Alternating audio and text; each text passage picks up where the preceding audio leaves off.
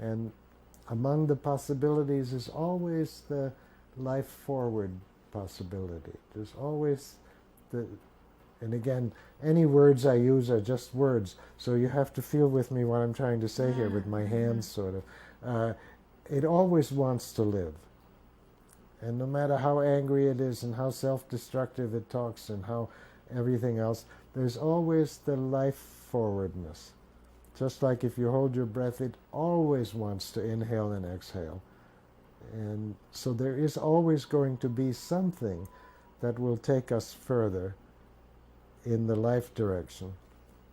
And the other things that come, well, we have to acknowledge and we have to say, oh yes, that's right. Here's all that sadness, and here's the fear, and yeah, but we're hearing from it saying, if I had something around me, I could open.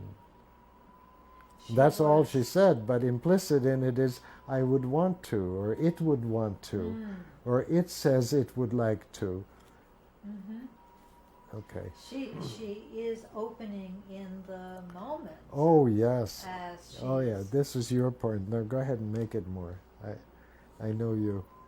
Well, my point that in your tone, in your surround, Yes. there is that love. Yes. And she is opening. Yes. Because she is responding. Yes. And the two of you together are responding. That's right. To me, relationality to me is in the implicit. So implicit in here is our relationship. Implicit in here is that certainly to some extent, I think a very real extent, she is being surrounded by a lover. Yes. And that probably helped that come and say, if I were, I would. But that's already a meta-analysis to me. What's important is to live the relationship, not so much to talk about it. We can talk about it if she wants to, but do you see what I mean? That's where we maybe differ.